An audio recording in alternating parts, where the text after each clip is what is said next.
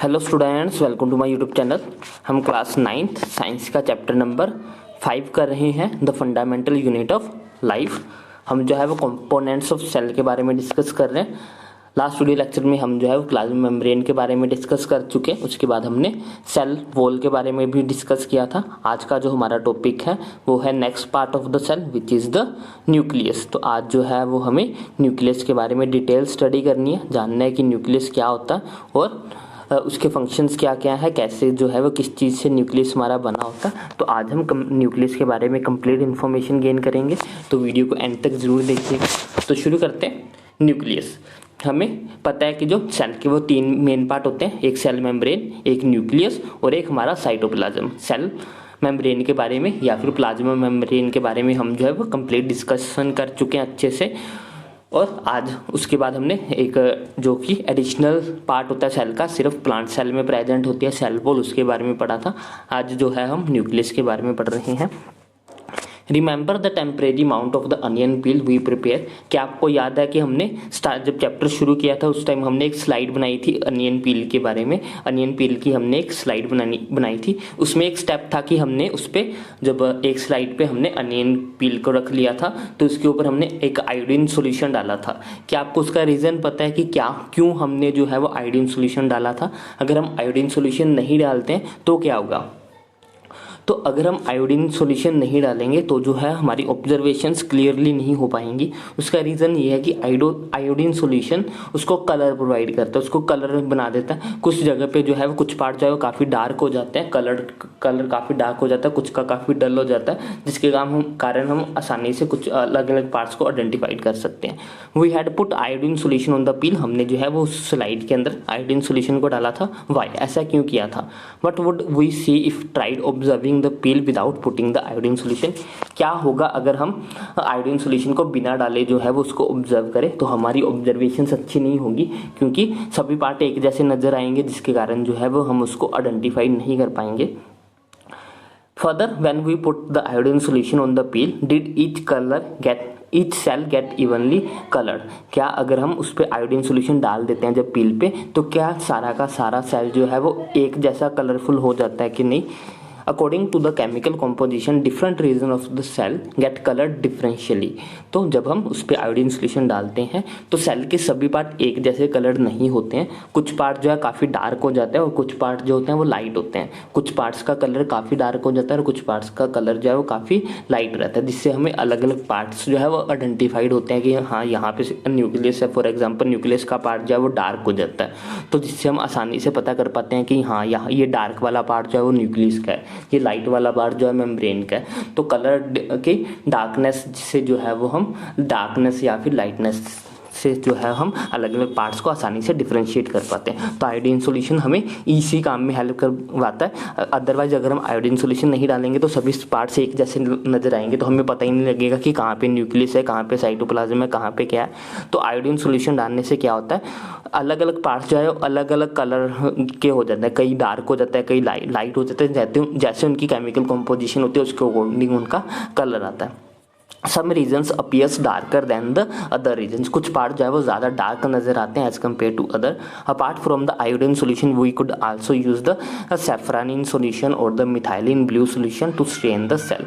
Iodine solution के अलावा हम उसमें सेफ्रानिन सोल्यूशन भी डाल सकते हैं। इसके अलावा हम उसमें मिथाइलिन ब्लू का सोल्यूशन भी जो है वो डाल सकते हैं। स्ट्रेन का मतलब होता है उसको कलर देना, तो सेल को कलर प्रोवाइड करने के लिए हम जो है ये सोल्यूशंस यूज करते हैं। We have observe cell from an onion peel. Let us now observe from cell from our body. हमने जो है वो अभी तक अनियन सेल की पील के ऊपर जो है वो ऑब्जर्व किया था सेल। अब हम जो है वो ह्यूमन बॉडी के सेल को ऑब्जर्व करेंगे। Let us take a glass slide with a drop of water on it. हमें जो है वो ग्लास स्लाइड लेनी है, उसके ऊपर एक ड्रॉप जो है वो पानी के डाल देनी है। Using an ice cream spoon gently scrap inside the surface of your चिक। हमें जो है वो आइसक्रीम के चमचे के साथ अपनी चिक्स के अंदर जो है वो उसको जो है वो सर्फ अपनी चिक्स के अंदर जो है उसको घुमाना है। Does any material stuck to the spoon. Spoon के ऊपर जो है वो एक चिपचिपा वाइट कलर का सब्सटेंस जो है वो चिपक जाएगा, मटेरियल चिपक जाएगा। With the help of the needle, उसको सुई की हेल्प से जो है वो हमें इस स्पून से हटा के जो है वो अपनी जो हमने ग्लास की स्लाइड ली है उसके ऊपर ट्रांसफर कर देना है। To colour the material we put a drop of methylene blue solution on it, तो उसको कलर प्रोवाइड करने के लिए हम उस पर मिथाइलिन ब्लू के सॉल्यूशन को डाल सकते हैं। Now the material is ready for the observation under the microscope. अब जो है वो हमारी स्लाइड रेडी है, बस हमें उसको कवर करना है एक दूसरी स्लाइड के साथ, उसको एक दूसरी ग्लास स्लाइड के साथ कवर करके जो है हम ऑब्जर्वेशन के लिए उसको माइक्रोस्कोप के अंदर रख सकते हैं। वट डू वी ऑब्जर्व, क्या हमें क्या नज़र आएगा जब हम उसको माइक्रोस्कोप के अंदर रखेंगे। What is the shape of cells we see, जो शेप्स हम सेल्स की देख पा रहे हैं उनकी शेप्स कैसी है, उसको हम जो है वो ऑब्जर्वेशन शीट के ऊपर ड्रॉ कर सकते हैं। Was there a darkly colored spherical or a oval dot like structure near the center of each cell? क्या हर सेल के अंदर कुछ एक ऐसा पार्ट था जो बहुत ज़्यादा डार्क कलर हो गया था, देखने में गोल था, डॉट लाइक स्ट्रक्चर था और वो सेल के अंदर था, वही पार्ट हम न्यूक्लियस बोलते हैं, उसी पार्ट को हम न्यूक्लियस बोलते हैं। हर सेल के सेंटर में एक ऐसा पार्ट हमें देखने को मिलेगा जिसका कलर बहुत ज़्यादा डार्क हो गया, क्योंकि ऐसे सॉल्यूशंस डालने से, आयोडीन सॉल्यूशन डालो या सेफ्रानिन डाल लो या फिर मिथाइलिन ब्लू का सॉल्यूशन डालने से ये पार्ट जो है वो काफ़ी डार्क हो जाते हैं। तो न्यूक्लियस जो है वो काफ़ी डार्क हो जाता है, जिससे हम न्यूक्लियस को आसानी से जो है वो आइडेंटिफाइड कर सकते हैं। This structure is called the nucleus, इसी स्ट्रक्चर को जो है हम न्यूक्लियस बोलते हैं। Were there similar structure in the onion peel, क्या ऐसे सेम स्ट्रक्चर जो है वो हमें अनियन पिल में भी देखने को मिले थे? हाँ, उसमें भी हमें जो है वो सेम स्ट्रक्चर देखने को मिले थे। The nucleus has a doubled layer covering called the nuclear membrane. जो हमारा न्यूक्लियस होता है, न्यूक्लियस के ऊपर एक डबल लेयर की कवरिंग होती है जिसको हम न्यूक्लियर मेम्ब्रेन बोलते हैं। ये मैंने आपको क्लास 8th में भी अच्छे से समझाया था कि न्यूक्लियर मेम्ब्रेन, न्यूक्लियस के ऊपर एक मेम्ब्रेन होती है जो कि न्यूक्लियस के अंदर के मटेरियल को और साइटोप्लाज्म को आपस में अलग अलग करती है। हमें पता है कि जब हमने सेल के मेन पार्ट्स पढ़े तो हमने पढ़ा कि सेल के सबसे बाहर एक सेल मेम्ब्रेन होती है, उसके अंदर एक न्यूक्लियस प्रेजेंट होता है और यहाँ पे हमारा सारा साइटोप्लाज्म प्रेजेंट होता है। अब न्यूक्लियस के अंदर बहुत सारा मटेरियल पड़ा होता है, जेनेटिक मटेरियल भी होता है, तो न्यूक्लियस के अंदर बहुत सारा मटेरियल होता है। तो इस मटेरियल को साइटोप्लाज्म से अलग करने के लिए जो ये लेयर होती है, जो ये बाउंड्री बनी होती है, इस बाउंड्री को हम न्यूक्लियर मेम्ब्रेन बोलते हैं। ये मेम्ब्रेन जो है वो दो डबल लेयर होती है, इसमें दो लेयर होती है। Nucleus has a double layer covering called the nuclear membrane. The nuclear membrane has the pores which allow the transfer of material from inside the nucleus to its outside। जैसे कि हमने cell membrane में देखा था या फिर plasma membrane में देखा था कि वो पोरस होती है, उसमें से सब्सटेंस अंदर बाहर जा सकते हैं। सेम हमारी न्यूक्लियर मेम्ब्रेन भी जो होती है वो पोरस होती है, उसके भी अंदर से चीज़ें जो है वो अंदर या बाहर जा सकती है। The nucleus contains the chromosomes which are visible as the rod shaped structure. तो हमारा जो न्यूक्लियस होता है, न्यूक्लियस के अंदर हमारे पास जो है वो क्रोमोसोम्स प्रेजेंट होते हैं जो कि हमें रोड लाइक स्ट्रक्चर जैसे दिखाई देते हैं। ये सिर्फ तभी दिखाई देते हैं जब सेल जो है वो डिवाइड करना शुरू करता है। डिवाइड का मतलब होता है जब सेल रिप्रोड्यूस करना शुरू करेगा। ये जो क्रोमोसोम्स हैं वो हमें हमेशा नज़र नहीं आते। न्यूक्लियस के अंदर जो है वो क्रोमोसोम्स होते हैं, लेकिन ये इन the form of chromatin fibres होते हैं। ये बाद में जब सेल जो है वो रिप्रोड्यूस करना शुरू कर देता है, या फिर सिंपली हम कहें कि जब सेल डिवाइड करना शुरू कर देता है, तो ये क्रोमैटिन फाइबर्स जो है वो क्रोमोसोम्स में कन्वर्ट होते हैं, फिर ये हमको रोड लाइक शेप्स में जो है वो दिखाई देते हैं। तो न्यूक्लियस के अंदर क्रोमोसोम्स होते हैं जिनकी शेप जो होता है रोड शेप्ड होती है, और ये हमें सिर्फ तभी दिखाई देते हैं जब सेल जो है वो डिवाइड करना शुरू करता है या फिर जब सेल जो है वो रिप्रोड्यूस कर रहा होता है। क्रोमोसोम्स होते क्या है? Chromosomes contains the information for the inheritance of the features from the parents to the next generation in the form of DNA molecules. तो क्रोमोसोम्स के अंदर जो है वो इनहेरिटेंस की जो इन्फॉर्मेशन होती है, जैसे कि पेरेंट्स से जो कुछ आदतें या फिर कुछ गुण जो है वो आगे नेक्स्ट जनरेशन में लेके जाने का जो काम होता है वो क्रोमोसोम्स ही करते हैं। क्रोमोसोम्स एक तरह का जेनेटिक मटेरियल होता है जो कि डीएनए की फॉर्म में, डीएनए मॉलिक्यूल्स की फॉर्म में जो है वो इनहेरिटेंस को आगे नेक्स्ट जनरेशन तक लेके जाता है। तो क्रोमोसोम एक तरह का जेनेटिक मटेरियल है जो कि डीएनए की फॉर्म में जो है वो इनहेरिटेंस को एक जनरेशन से दूसरी जनरेशन तक लेके जाने में हेल्प करता है। डीएनए की फुल फॉर्म क्या है हमारे पास? डीएनए की फुल फॉर्म है हमारे पास deoxyribonucleic acid. Chromosomes are composed of DNA and protein. तो क्रोमोसोम्स जो है वो प्रोटीन्स और डीएनए के बने होते हैं। DNA molecule contains the information necessary for constructing and organizing the cell. DNA किसी भी स्ट्रक्चर का जो DNA ही सबसे ज़्यादा मेन इंपॉर्टेंट उसका जो है वो पार्ट होता है, वही जो है वो किसी भी ऑर्गेनिज्म के स्ट्रक्चर को या फिर उसकी ऑर्गेनाइजेशन कैसी होगी, सेल का स्ट्रक्चर कैसा होगा, उसकी ऑर्गेनाइजेशन कैसी होगी, कौन से पार्ट्स कहाँ पे होंगे, और ये सारी इन्फॉर्मेशन जो है वो DNA के अंदर ही स्टोर होती है. Functional segment of the DNA are called the genes. उसके बाद आप सभी ने एक वर्ड सुना होगा जीन्स. जीन्स जो है वो एक DNA का एक छोटा सा पार्ट होता है. फॉर एग्जांपल मान लो कि ये हमारे पास एक बड़ा सारा DNA है, ये हमारे पास एक बड़ा सारा DNA है. इस DNA का मान लो कि ये छोटा सा पार्ट, इतना सा पार्ट, ये जो है वो आइज़ का कलर जो है वो डिसाइड करेगा. ये छोटा सा पार्ट जो है वो आई कलर को डिसाइड करेगा. तो इस छोटे से पार्ट को, ये जो छोटा सा पार्ट है जो आईज के कलर को डिसाइड करेगा, इस छोटे से पार्ट को हम जीन बोलेंगे. तो जीन्स क्या होते हैं? जीन्स जो है वो DNA का छोटा सा पार्ट होता है. अब DNA में बहुत सारी इन्फॉर्मेशन होती है. उस पूरे DNA में किसी बॉडी का स्ट्रक्चर कैसा होगा, उसकी आंखों का रंग कैसा होगा, उसकी बालों का रंग कैसा होगा, उसका नाक कैसा होगा, उसका मुंह कैसा होगा, उसकी आंखें कैसे होगी, ये सारी इन्फॉर्मेशन जो है वो DNA के अंदर स्टोर होती है.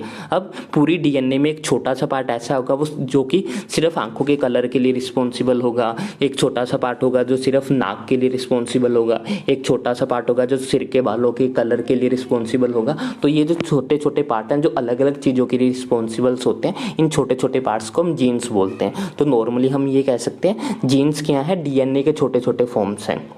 DNA के छोटे छोटे फॉर्म्स जो कि किसी पर्टिकुलर इन्फॉर्मेशन को कैरी करते हैं. जैसे DNA में तो सारी इन्फॉर्मेशन है, लेकिन DNA का एक छोटा सा पार्ट जिसमें कोई एक पर्टिकुलर इन्फॉर्मेशन है, उस छोटे से पार्ट को हम जीन्स बोलेंगे. तो फ्रैक्शनल सेगमेंट का मतलब होता है छोटे छोटे हिस्से DNA के, उसको हम जीन्स बोलते हैं. इन a